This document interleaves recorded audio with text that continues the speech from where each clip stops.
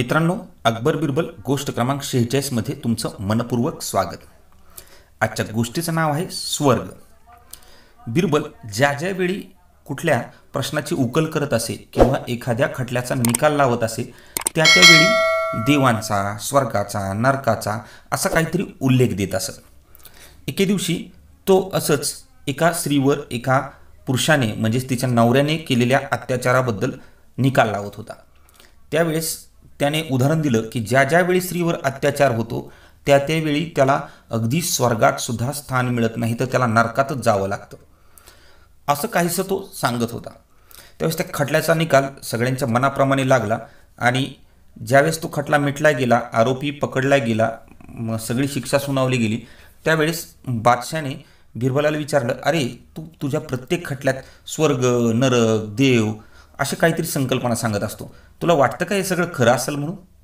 बिरबल म्हणला, हो हो नक्कीच, हे सगळं खरं आहे। अकबर म्हणला, ते कोणी बघितलंय का? तर बिरबल म्हणला, ते तर मेल्यानंतरच दिसते। अकबर म्हणला, अरे मेल्यानंतर काय होतंय? एखाद्या माणसाला मेल्यानंतर पुरलं तर त्याची माती होती, एखाद्याला जाळलं तर त्याची राख होती, मेल्यानंतर काहीसुद्धा शिल्लक राहत नाही, तर स्वर्ग आणि नरक बघायचाच कसा? त्यावेळेस बिरबल म्हणाला की मेल्यानंतर एक गोष्ट राहते, ती म्हणजे आत्मा, व आत्माच आपल्याला स्वर्गात किंवा नरकात घेऊन जातो। आपापल्या कार्यावर ते अवलंबून असतं।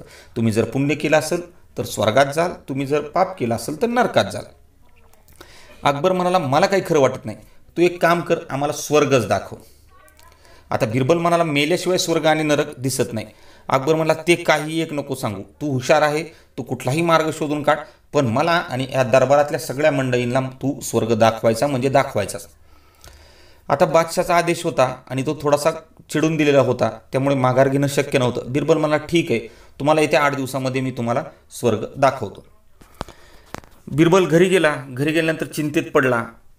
संध्याकाळची वेळ होती, वर छतावर बसला होता, आकाशाकडे बघत होता। त्याची पत्नी त्या ठिकाणी आली। पत्नीने विचारलं, का हो, काय विचार करता? त्यावेळेस त्याने सांगितलं की बादशाने मला 8 दिवसात स्वर्ग बघायचा आहे म्हणून मला आदेश सोडला आहे आणि तो स्वर्ग मी त्यांना दाखवणार आहे। त्यावेळेस बायको म्हणाली, अहो, जी गोष्ट आपण करूच शकत नाही अशी गोष्ट तुम्ही गळ्यात का घेता? त्यावेळेस बिरबलाने सांगितलं, अगं ते बादशाह आहेत, काय मनात येईल ते काम आपल्याला देऊ शकतात, ते करावंच लागणार, आपण त्यांचे सेवक आहेत। त्यावेळेस त्याची पत्नी म्हणली, ते तुमचं तुम्ही बघा, मी जाते झोपायला, कारण की हा प्रश्न सुटण्यासारखाच नव्हता। स्वर्ग जिवंत असताना दाखवणं शक्यच नाही किंवा तो कोणी पाहिलाही नाही। बिरबल बराच वेळ त्या रात्री विचार करत होता, निरभ्र आकाशाकडे बघत होता। आकाशामध्ये फक्त चंद्र आणि काही तारे दिसत होते, अतिशय सुंदर आकाशात दिसत होतं। तो आकाशाकडे टक लावून बघत होता। त्याच्या डोक्यामध्ये वेगवेगळे विचार चालू होते की बादशाला आता सामोरे कसं जायचं। 8 दिवस झाले, दरबार भरला आणि बिरबल दरबारामध्ये आला। दरबारामध्ये गर्दी होती आणि सगळ्यांना उत्सुकता होती की बिरबल आता काय उत्तर देणार, कारण बिरबल आपल्याला स्वर्ग दाखवणार। आता काहींना वाटत होतं की बिरबल यात अयशस्वी होईल आणि निश्चित बादशाच्या मनातून उतरेल, आणि काहींना वाटत होतं की बिरबल खूप चतुर आहे, यातून नक्की मार्ग काढेल। त्या दरबारात 2 मतप्रवाह होते, त्यामुळे कुजबूज चालू होती। बादशाने सर्वांना शांत केलं आणि विचारलं, बिरबल काय स्वर्ग दाखवायचं नियोजन केलं का नाही? त्यावेळेस बिरबल म्हणाला, हो महाराज, आता तुम्हाला शब्द दिलाय म्हणजे स्वर्ग तर दाखवलाच पाहिजे। त्यावेळेस महाराजांनी विचारलं, काय नियोजन केले? बिरबलाने सांगितलं की काही नाही, आपल्याला एक 100-150 हात उंच मचान बनवावे लागेल। मचान म्हणजे टेहळणी बुरुज। बादशाह म्हणला, तो कशासाठी? त्यावेळेस बिरबलाने सांगितलं की स्वर्ग हा खूप आकाशात उंचावर आहे, आपल्याला इतक्या खालून दिसणार नाही, थोडंसं वर जर गेलो आपण बघायला तर आपल्याला तो दिसेल। त्यावेळेस अकबराने सांगितलं, ठीक आहे, काही बनवा, पण मला मात्र स्वर्ग बघायचा आहे, 8 दिवस झालेत तुझे। त्यावेळेस बिरबलाने सांगितलं, मला फक्त 2 दिवस अजून वेळ द्या ते मचान बनवण्यासाठी, आणि मला काही पैसा लागेल। बादशाह म्हणला, ठीक आहे, काय पैसा लागेल तू पैसा घे आणि ते पूर्ण मचान बनवायचं, पण मलाही त्या मचानावर चढावे लागेल का? त्या टेहळणी बुरुजावर चढावे लागेल का? हो हो, 100-150 हात जरी असला तरी तुम्ही बादशाह असले तरी थोडंसं कष्ट घ्यावंच लागेल ना, कारण की तुम्हाला स्वर्ग बघायचा आहे। बादशाने विचार केला, बरं ठीक आहे, मी पण वर चढेल। आता 100-150 हात चढणं हे काही सोपं नव्हतं, खूप उंचावर ते मचान होतं। बिरबलाने मजूर लावून रात्रंदिवस ते काम करून 2 दिवसात तो बुरुज बनवला। संध्याकाळची वेळ होती, सगळेजण जेवण करून त्या बुरुजापाशी जमले। आता सगळ्यांना स्वर्ग दिसणार होता. सगळे आनंदात होते आणि बिरबल काहीसा विचारात होता. बादशाह सगळ्यात सुरुवातीला त्या मचानावर चढत होता. त्याच्या मागे बिरबल होता, त्याच्या मागे काही ज्येष्ठ मंत्री होते, काही वयस्कर मंत्री होते, काही शिपाई होते. ज्यांना ज्यांना उत्सुकता होती ते सर्वजण तिथे वर चढून स्वर्ग बघणार होते. त्यांना साक्षात स्वर्ग दिसणार होता. तोही बिरबल दाखवणार होता. वर चढताना अक्षरशः बादशाह तर घामाघूम झाले. निम्म्यापर्यंत आल्यानंतर त्यांना वाटलं की अगदी हा स्वर्ग बघायला नको, कारण की इतकी उंच चढण करणे हे काही सोपं नव्हतं. बऱ्याच जणांच्या अंगातून अक्षरशः घामाच्या धारा व्हायला लागल्या. कुणाचे पाय सटकत होते, कुणी खाली बघितल्यानंतर घाबरत होते, तर कुणी अगदी निडर होऊन उत्साहाने वर चढत होते. बादशाह अगदी घामाघूम होत होत होत शेवटच्या पायरीपर्यंत आला आणि कसाबसा त्या वर मचानावर आला. अगदी धापा लागल्या होत्या त्याला. त्यानंतर हळूहळू एक एक करत सर्व सैनिक, सरदार, बिरबल वर आले. असे जे स्वर्ग बघणार होते असे 7-8 लोक वर आले आणि मचानावर अगदी घामाघूम उभा होते. वर सुंदरशी गार हवा सुटली होती आणि निरभ्र आकाश होतं. सुंदर चंद्र आणि तारे दिसत होते. त्यावेळेस अकबराने विचारले, अरे बिरबला, पटकन दाखव बाबा तुझा स्वर्ग. आम्हाला तर कंटाळा आला इतका वर चढून. अगदी आम्हाला धापा लागायला लागल्या, घामाघूम झालो आम्ही. आम्हाला आता स्वर्ग बघितल्याशिवाय बरं वाटणार नाही. त्यावेळेस बिरबल म्हणाला, हो हो, हे बघा आकाशात स्वर्ग दिसतोय. बादशाने आकाशात बघितलं तर बादशाला फक्त चंद्र आणि तारे दिसत होते. बादशाह म्हणला, अरे मला तर काही दिसत नाही या ठिकाणी. त्यावेळेस बिरबल म्हणाला, अहो चंद्राच्या शेजारी तर बघा, स्पष्टपणे स्वर्ग दिसतोय.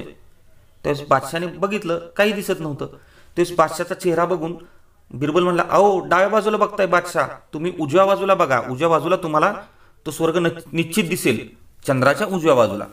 त्यावेळेस बादशाह व सर्व जे सरदार होते ते उजव्या बाजूला बघू लागले, चंद्राच्या उजव्या बाजूला. परंतु तरीही दिसत नव्हते. त्यावेळेस बिरबल सांगू लागला, अहो ते काय दिसते. बादशाह म्हणाला, अरे अरे मला खरंच दिसत नाहीये, मी तुला खोटं सांगतोय का. सगळे म्हणाले, नाही नाही आम्हालाही दिसत नाही, फक्त चंद्र आणि तारे दिसत आहेत आणि रिकामं निरभ्र आकाश दिसतंय, निळं निळं. बिरबल म्हणाला, अहो ते काय दिसतोय, मला तर ऐरावत दिसतोय. ऐरावत म्हणजे इंद्राचा हत्ती. तो पहा, इंद्र त्या ठिकाणी दिसतोय, अगदी सिंहासनावर बसलाय. आणि काय आश्चर्य, आज तर आपल्याला आनंदाचा क्षण आहे. तिथं बघा उर्वशी, रंभा, तिलोत्तमा हे नाचतायत. सगळ्या स्वर्गातल्या अप्सरा त्या ठिकाणी जमल्यात. स्वर्गात सभाही चालू आहे. बाकीचे सगळे प्रश्नचिन्हात होते, काहीच कसं दिसत नाही. आणि बिरबलाला सगळं दिसतंय असं सांगतोय. बिरबल सांगत होतो, ओ त्या ठिकाणी तर कल्पवृक्ष सुद्धा आहे, जो सगळ्या मनातील इच्छा पूर्ण करतो. बादशाने त्याला थांबवलं, अरे बिरबला, आम्हाला काही सुद्धा दिसत नाही आणि तू काय नुसते हातवारे करतोय. आम्हाला तर काही समजत नाही तुझं काय चाललंय ते, आम्हाला का दिसत नाही. बाकीचेही बादशाच्या सुरात सूर मिसळत म्हणले, खरंच काही दिसत नाही. बिरबल आपल्याला संपूर्ण वेड्यात काढतोय. बिरबल म्हणला, असं कसं, तुम्ही सगळे पुण्यवान आहात, आयुष्यभरात एकही पाप केलं नाही, तुम्हाला स्वर्ग निश्चित दिसणार. तुमच्या मनात जर पाप असेल, तुम्ही कुठलं पाप केलं असेल तर तुम्हाला ना ऐरावत दिसेल, ना चंद्र दिसेल, ना कल्पतरू दिसतील, ना अप्सरा दिसतील, ना इंद्राचा दरबार दिसेल. त्यावेळेस बादशाने थोडा विचार केला, अरे आता ही गोष्ट आपल्यावर आली, आपण पापी आहे काय, आपल्याला दिसत नाही. त्यावेळेस बादशाने थोडा विचार केला आणि म्हणाला, हो हो मला आता दिसायला लागले. वास्तविक पाहता त्या ठिकाणी काही दिसत नव्हतं, कारण की तिथं नव्हतंच काही, फक्त बिरबलाची शक्कल होती त्या ठिकाणी. त्यावेळेस बादशाने सांगितलं, हो मला तो ऐरावत दिसतोय, तिकडे पलीकडे चालत चाललाय. त्यावेळेस मागच्या सरदाराने लगेच बाजू सावरत आपणही पुण्यवान आहोत असं दाखवण्यासाठी सांगितलं, हो मला तर कल्पवृक्ष दिसतोय, त्याची किती मोठी सावली पडली. त्यानंतर दुसरा एक सरदार सांगू लागला, अहो किती छानपैकी नृत्य चालू आहे, रंभा तर किती छान नाचते. बाकीचेही सुरात सूर मिसळले, हो मला तर इंद्र दिसताय. असं झालं. बिरबल मनाशीच हसला की चला आपण यांना स्वर्ग दाखवला असे म्हणून सगळे खाली उतरले आणि दुसऱ्या दिवशी दरबारामध्ये नेहमीप्रमाणे सगळेजण उपस्थित राहिले. दरबार काय अद्यापपर्यंत भरला नव्हता. ठिकठिकाणी चर्चा चालू होत्या. कोणत्या चर्चा? काल पाहिलेल्या स्वर्गाबद्दल. जे लोक वर मचानावर आले होते ते स्वर्ग कसा आहे हे जे लोक मचानावर टेहळणी बुरुजावर आले नव्हते त्यांना समजून सांगत होते. बिरबल व अकबर त्या रस्त्याने येत होते. त्यांनी शेजारी चर्चा ऐकली. एक जण सांगत होता, काय त्या कल्पवृक्षाचे मोठे मोठे पानं, खूपच मोठे मोठे पानं. दुसरा सांगत होता, अरे मी जर जी रंभा पाहिली, उर्वशी पाहिली, जी मेनका पाहिली ती तर काल माझ्या स्वप्नातच आली होती. एक जण म्हणाला, काय तो हत्ती ऐरावत, किती मोठा इंद्राचा हत्ती. अशा गप्पा चालल्या होत्या. बादशाह व बिरबल कडेने पुढे पुढे येत होते. प्रत्येकाच्या तोंडी असेच काहीतरी शब्द होते. बादशाने विचारलं, बिरबला तू आम्हाला सगळ्यांना काल पापी लोकांना स्वर्ग दाखवलाच खरा, असं म्हणून हसायला लागला. आणि बादशाने कबूल केलं की मी पापी आहे, मला काही स्वर्ग दिसला नाही. आणि यांच्यापैकी कुणालाच स्वर्ग दिसला नाही हे बादशालाही ठाम माहीत होते. बादशाह म्हणला की आम्ही किती पापी आहोत हे आम्हाला काल कळलं आणि म्हणून आम्ही हवेमध्येच सगळ्या गोष्टी आहे आहे म्हणून सांगितलं. आता बादशाहचे आणि बिरबलाचे मैत्रित्वाचे संबंध होते. बिरबलाला बादशाने विचारलं, पण होय बिरबल, तुला दिसला का रे स्वर्ग? बिरबल म्हणाला, अहो मी काही तुमच्यापेक्षा जास्त पुण्यवान आहे का? मीही पापीच, मलाही काहीच दिसलं नाही. असं म्हणून बिरबल मोठ्या मोठ्याने हसायला लागला.